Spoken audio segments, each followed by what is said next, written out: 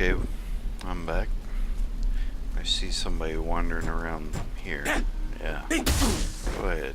Show me how tough you are, buddy. Alright. Yeah, I'm just gonna ignore all that stuff. Continue on. See if we can get to our destination.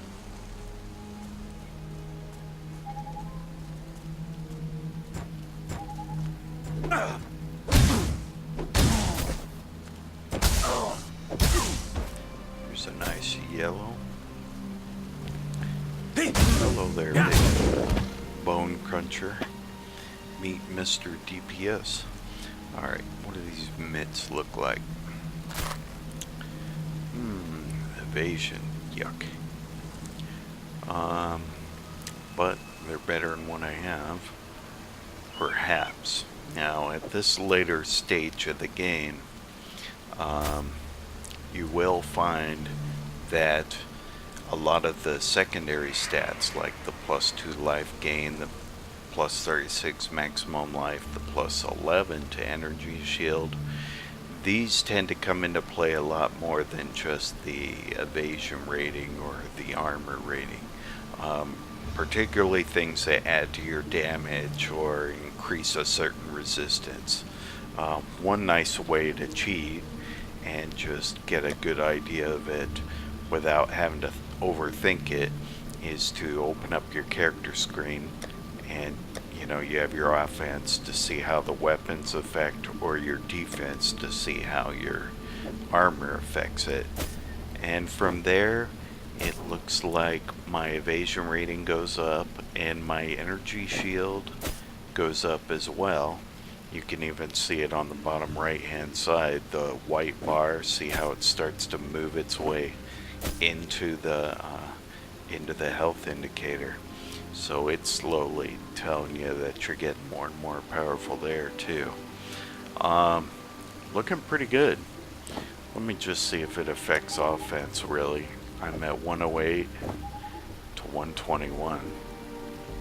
See how those add fire damage, add cold damage, 14 to accuracy rating. It's surprisingly impacting my DPS in a big way. So do I want more DPS or do I want more armor? In general, I've been going for whatever gives me the higher DPS. But I will say this, I've become powerful enough at this point where I seem to be one-shotting a lot of these guys, or at least in 1 or 2 hits. So I'm going to try and boost up my defense just a little bit and see how much it helps.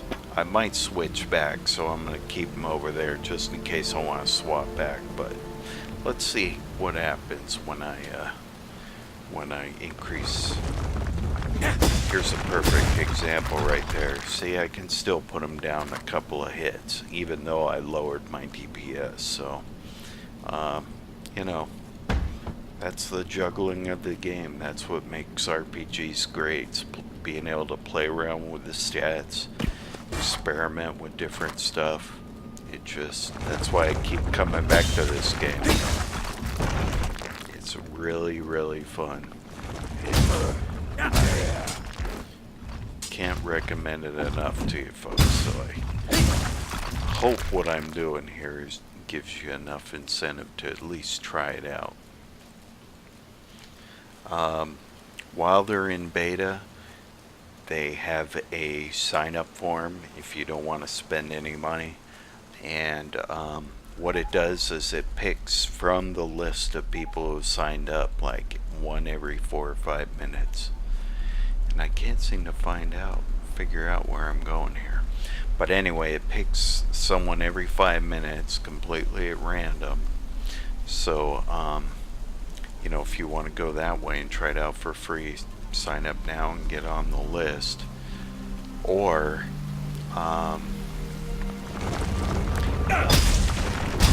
if I've talked you enough into spending a little bit, you can start with a minimum of $10 and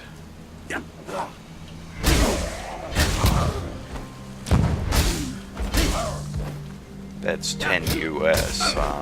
I'm not sure how much it costs in other countries.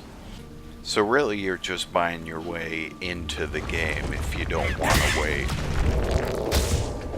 And in my opinion, 10 is still a wonderful price for a game of this quality. I mean, seriously, when you're looking at this, doesn't it look like a game that they normally charge full price for? Even at $10, this incredible bargain. So, highly recommended.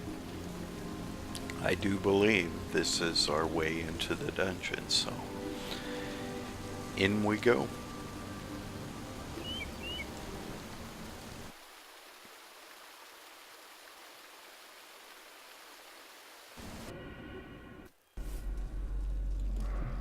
Alright, making our way into the dungeon, the first dungeon I've been in since Act 2 of the story. Let me just double check here. That was a mistake. I need to search the Chamber of Sins for the Baleful Gem, and the monster level is 20 and I'm at 19, so I might be getting pounded on a little bit, we'll see. And apparently I missed here my waypoint. When you see a little dot in the center circle, that means that there was a waypoint there, but I didn't activate it, as opposed to a big circle here where I can teleport to that from one waypoint to the next immediately. So eventually I'm going to have to go back and find that waypoint I missed, but let's get back to the story here and try and find the Baleful Gem. Spiders. That's one for the arachnophobes. And zombies. Lots of zombies. Staff-wielding zombies. Hello, Mr. Spider.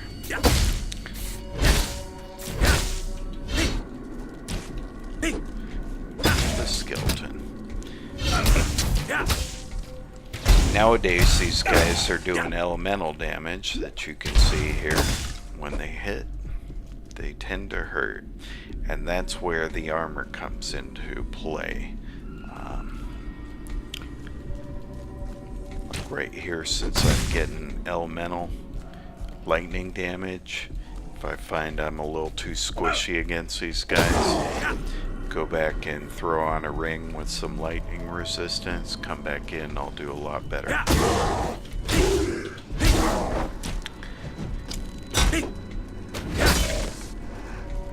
I haven't played a lot. Uh-oh. This guy. Yep. Those guys can be a real pain.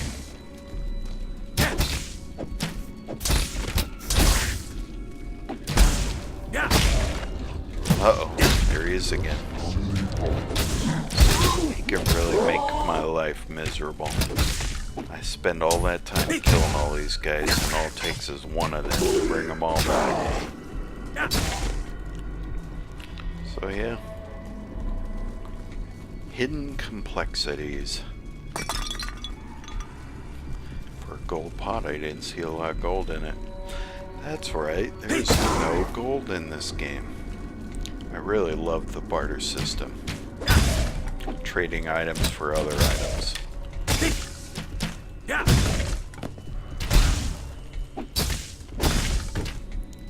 I don't know if they're going to have something like an auction house, but I do hope they have something to facilitate trading between characters. Even if they don't have an auction house, just something to make it, you know, easier for us to trade items amongst one another. That's probably the only thing I wish they had in this game that they don't currently have. I'm not picky. Uh-oh. Getting beat up. Oh, this guy again. Always go for the necros first. See my potion dropping like that? Yeah. You are sucking down the potions left and right. Sapphire ring, cold resistance.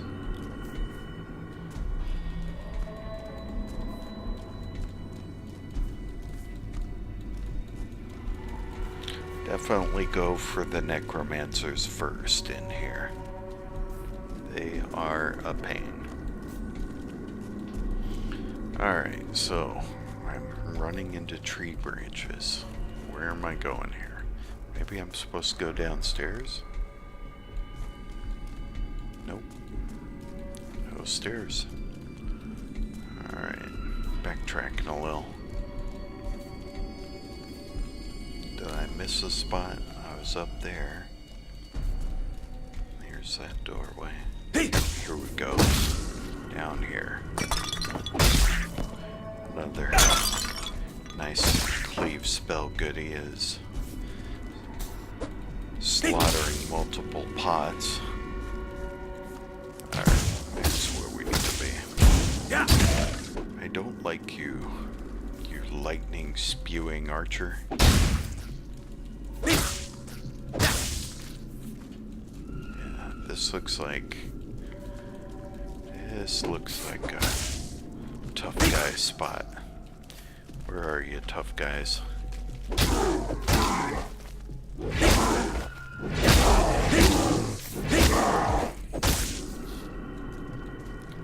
That was my double strike skill, the dual wielding swiping blades. It's useful, but I still think heavy strike's better.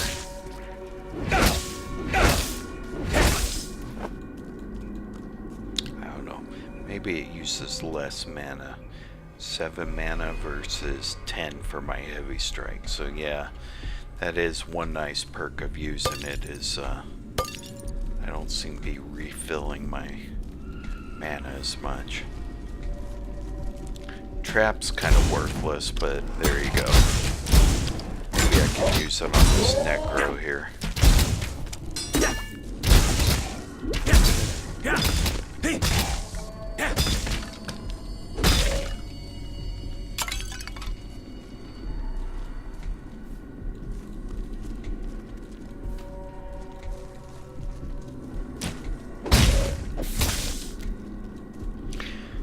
I kind of wish that the chests and the gold pots and all that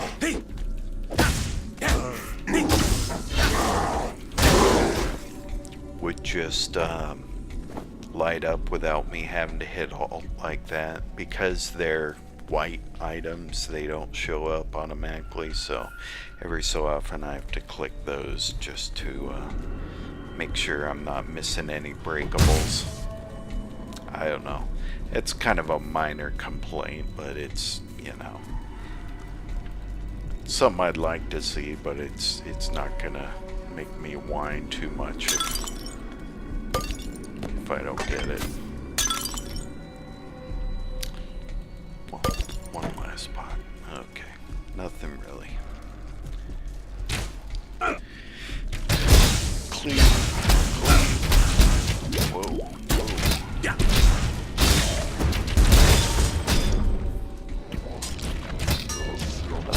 No wonder this turned.